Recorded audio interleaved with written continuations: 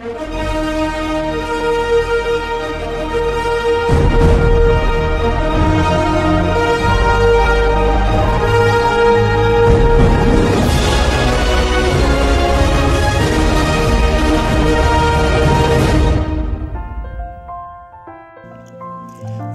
from Nepal. Today we are going to elephant safari.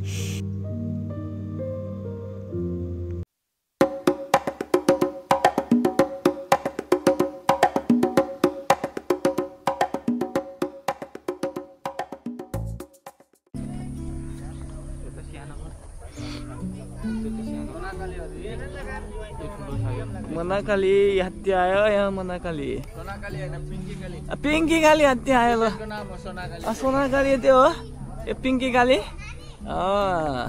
यो ठुलो रहेछ सोनाकाली पिंकी काली उ बियो मारिदिनु पिंकी काली हत्ती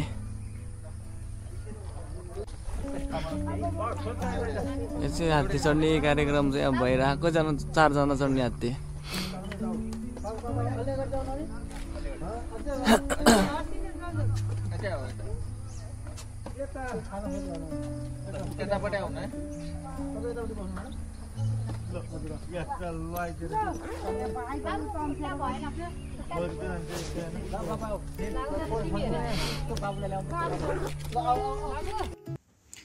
गाइस अब चाहिँ हाम्रो हात्ती चढ्ने कार्यक्रम सुरु हुन लागिरहेको छ हात्ती ब्याक गियर ट्याग हानेर हैन पुरा स्लो मोसनमा ब्याक गरेर ट्याग आफ्नो स्टेसनमा गाडीले ब्रेक हाने यसरी हात्तीले पनि ब्रेक हानेर रोक्यो त्यसपछि अब म चढ्ने तर्खरमा चाहिँ छु तर म भन्दा अगाडि भाइ जान्छु भनेर गएको थियो त्यसलाई ब्याक गरेको थियो अब सुरुमा म चढ्न लाग्छु अब यहाँनिर अब म हात्तीको ट्यागको सिट माथिपट्टि चाहिँ डाङरङले बसेँ खुट्टा त लानु पर्ने रहेछ बुसुकै भुले फेरि त्यस पछाडि अनि मेरो भाइहरू बस्दैछ यहाँनिर भाइहरू बसिसकेपछि हाम्रो चाहिँ हात्ती इलेफेन्ट सफारी भन्ने चाहिँ स्टार्ट हुन्छ अब एकछिनमा तपाईहरु हेर्दै जानु होला हात्तीको टाउकोमा लट्ठीले हानेर पुरै रातै भएर पनि देखिरहेको फेरि देख्न चाहिँ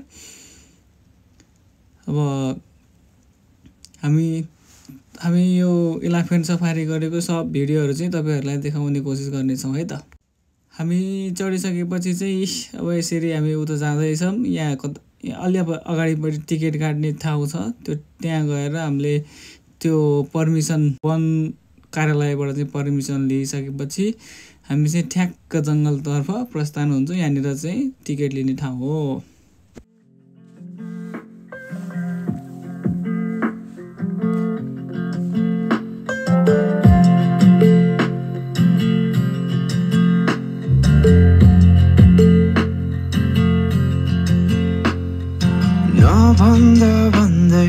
रसाउँछन् आँखा बुझिन मैले तिम्रो हृदयको भाका जलन किन जब तिम्रै हुन सकिन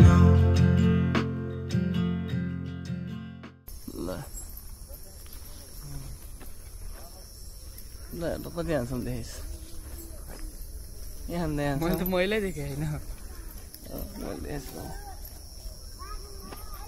पछाडि हात्ती पनि देखाउनु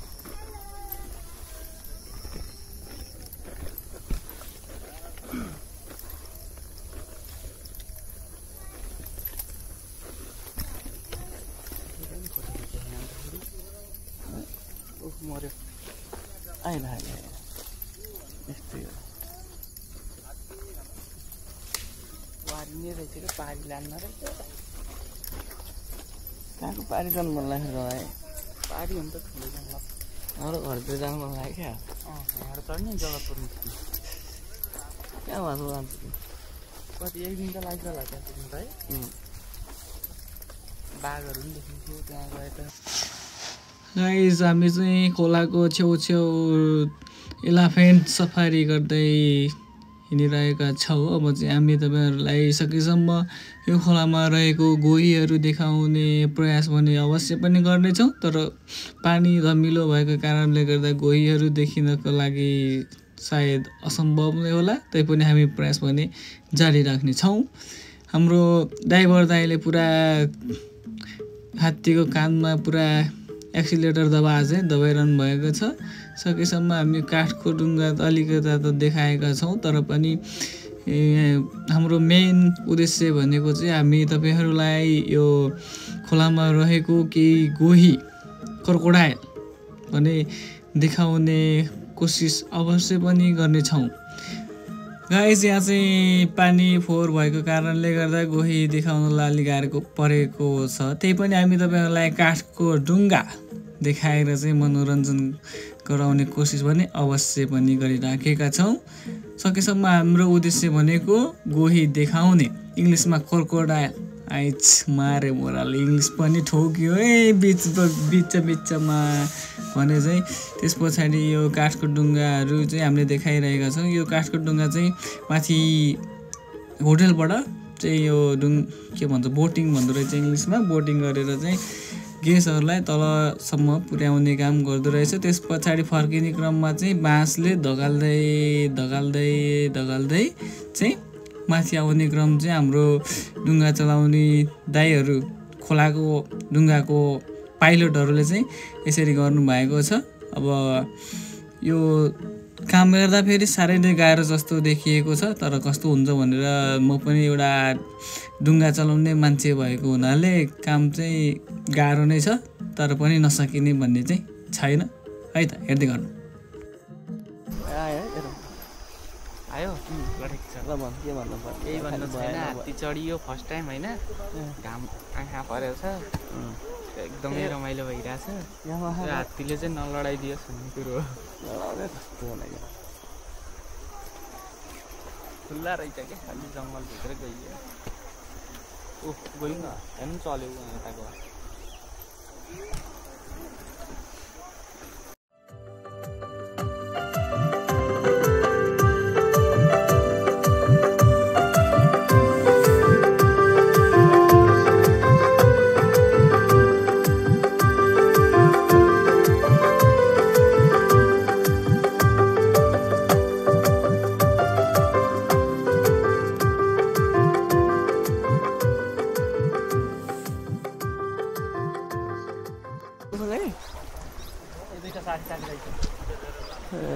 जससँग मिल्छ क्या।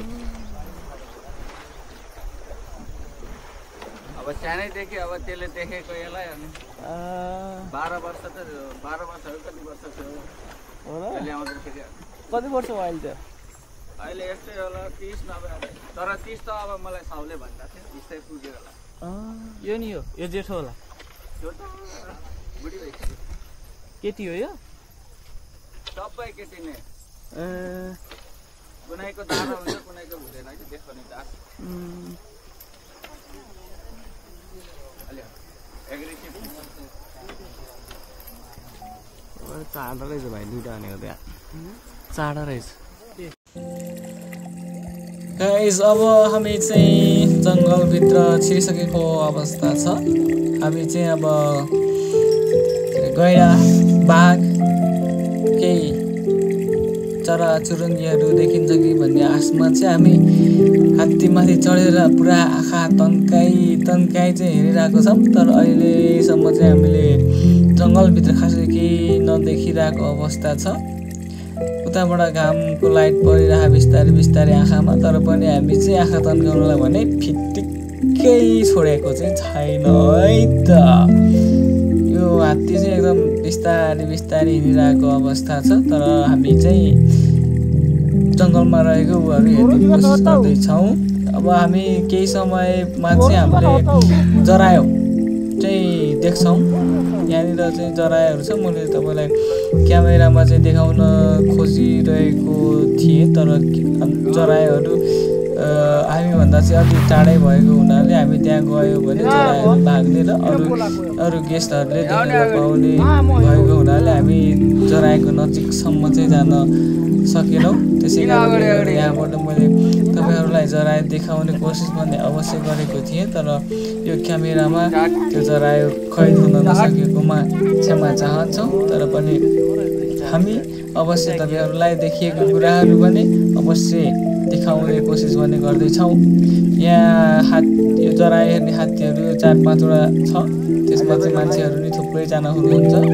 उहाँहरूले चरायो देखिसक्नु भएको छ। हामी टाढाबाट यहाँबाट चाहिँ चरायो देखाउने कि भन्ने कोसिस गरेका थियौँ, तर सकेनौँ। त्यसको लागि क्षमा चाहन्छु। अनि हामी चाहिँ 1 घन्टा 1.5 घन्टाको राइड सकेर हामी चाहिँ अब बिस्तार हात्ती पार्किङ गर्न लागेको छ। अब हात्तीबाट चाहिँ हामी एकछिनपछि चाहिँ हात्तीबाट झरेर हामी घर फर्किने कोसिस गर्दैछौँ।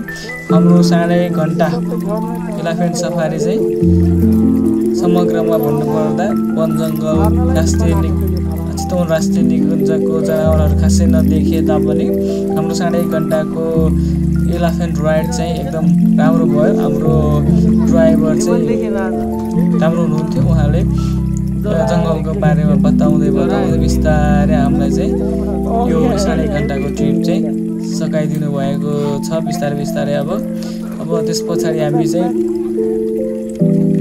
आज चाहिँ हामी काठमाडौँ जाने योजनामा छौँ। यो जङ्गल सफारी भएपछि हाम्रो काठमाडौँ जानुपर्ने समय भइसकेको थियो, तर पनि यो जङ्गल सफारीले गर्दा हामी केही समय यहीँ अल्मल्यौँ। तर हामी अवश्य पनि आज हामी काठमाडौँ पुग्ने योजनामा छौँ। अब हामी काठमाडौँतिर प्रस्थान गर्नेछौँ। तर यो भिडियो चाहिँ मैले यो भिडियो मैले यो हात्ती सफारी नगर्नु भएको व्यक्तिहरूको लागि हात्ती सफारी गर्दा कस्तो हुन्छ भन्ने अनुभव देखाउनको लागि चाहिँ मैले हात्ती सफारी गरेको भिडियोहरू युट्युबहरूमा पोस्ट गर्न लागिरहेको छु। तपाईँहरू पनि यो एलिफेन्ट सफारी गर्नुभन्दा पहिले एलिफेन्ट सफारी कसरी गर्ने रहेछ भन्ने केही उत्सुकता छ कि भनेर भिडियो हेर्दै हुनुहुन्छ भने तपाईँ सुरुदेखि लास्टसम्म यो सकाउने बेलासम्मको चाहिँ भिडियोहरू यो देख्न सक्नुहुनेछ। कसरी चढ्ने, कहाँ घुमिन्छ, कतिवटा खोलाहरू तरिन्छ, त्यस पछाडि जङ्गलमा देखिने जनावरहरू के देखिन्छ भन्ने कुराहरू चाहिँ मैले यसमा देखाएको छु। तर म जाँदा चाहिँ खासै मैले चाहिँ एउटा गैँडा, त्यस पछाडि अलिअलि चराचुरुङ्गीहरू, त्यस पछाडि चरायो देखेँ। तर यो क्यामेराले भने कैद गर्न चाहिँ सकिएन। अनि हामीले क्रोकोडाइल पनि देखियो। त्यस पछाडि हामी चाहिँ रमाइलो